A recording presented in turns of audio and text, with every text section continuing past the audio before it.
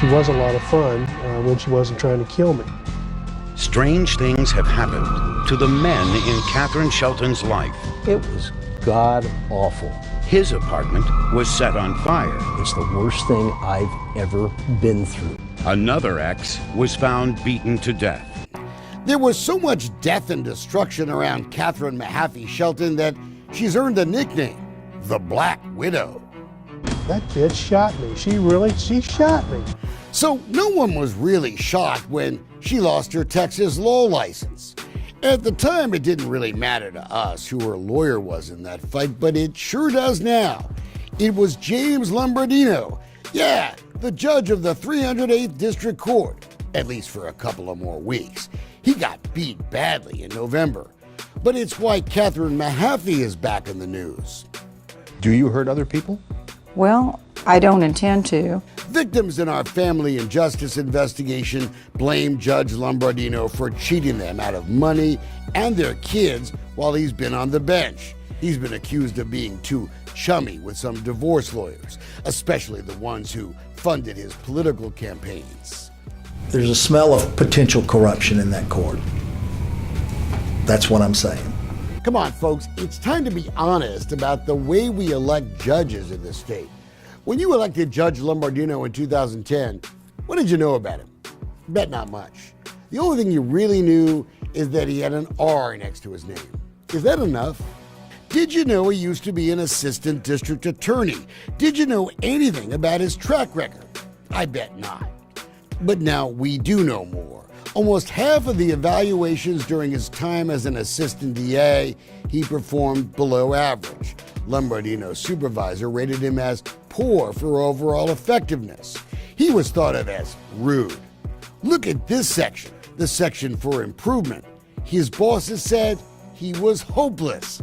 Would you have given him a black robe if you knew all that? Wait till you see what else we saw when we got hold of Lombardino's personnel file. While he was working at the DA's office, Mahaffey was working as a defense attorney.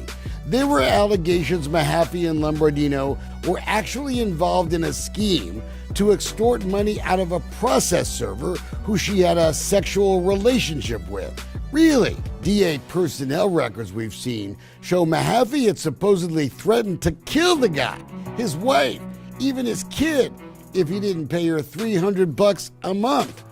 Investigators claimed Lombardino encouraged the guy to actually agree to the deal.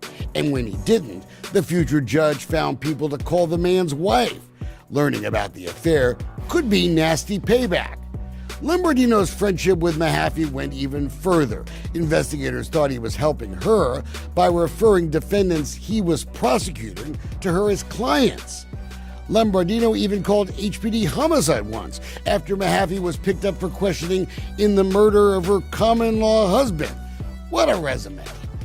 After the DA investigation was over, look at the recommendation. They wanted Lombardino fired. He resigned the next day and later became the guy in the black robe. I'm James Lombardino. I'm honored to be the judge of your 308th Family District Court. But did he learn his lesson? Well, you really need another lawyer. You need, he's a lawyer. You need Bobby Newman. At a dinner with Judge Lombardino and his top court aide, Alex Lachin, says he was told to hire Bobby Newman as his lawyer. She pulled her phone and called him. They were on a speaker when he called him with the judge there. Here, hey Bobby, how you doing? It's Norma. I'm here with the judge. When Lombardino's son went through a divorce, Bobby Newman was his lawyer. What a coincidence.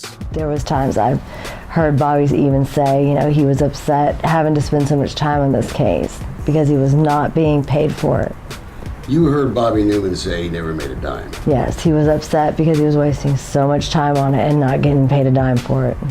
A cynical guy would say $100,000 in free legal work for a judge's son could smell like a gift to a public servant. Newman's family and firm were Judge Lombardino's biggest financial contributors. Newman got huge amounts of attorney's fees from cases in the 308th for years. Remember Judge Lombardino had that big campaign event last year at the Federal Grill? Bobby Newman's firm was the one that planned the thing. 9 days later, the judge gave Newman $150,000 in legal fees in just one case. And 6 weeks after Newman helped the judge fill his campaign bank account, Newman got $185,000 in yet another divorce case. $335,000 in just 6 weeks. Not a bad payday.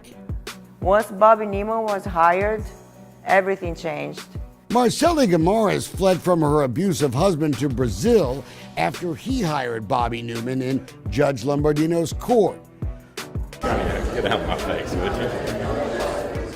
Joe Indelicato was also a lawyer for Lombardino's son. How did he get hired? Daddy the judge. Did you refer your son to Joe Indelicato?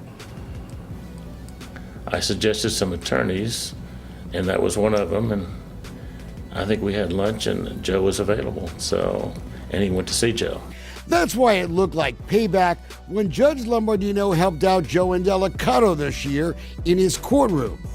Indelicato is the lawyer for Donna Edgeworth. When her former hockey player husband sued her for divorce, Lombardino ordered him to pay Indelicato $70,000 for his wife's legal fees. Just so far. Edgeworth's lawyer then subpoenaed Indelicato's billing records to see exactly how much he had actually done for the money. Indelicato refused. Lombardino let him get away with it. A similar thing happened in the Avery Rodriguez divorce, when Orlando Rodriguez demanded to see how Jared Woodfill was spending the estate's money. Lombardino protected Woodfill by saying no. Woodfill's office was raided by the DA last month. All this tells us we should stop the partisan election of judges in the state, whether it's an R or a D. And we should focus on ethics and stop dragging people through courts for years over divorce and custody battles. Lombardino was swept out of office last month. Every Republican was. But what do we really know about the new judges we elected? Did we just vote for them because they have a D next to their name? Here's the class picture of some of the new folks who will wear the black robes. We hope they will end family injustice. But Dolcefino Consulting will be watching.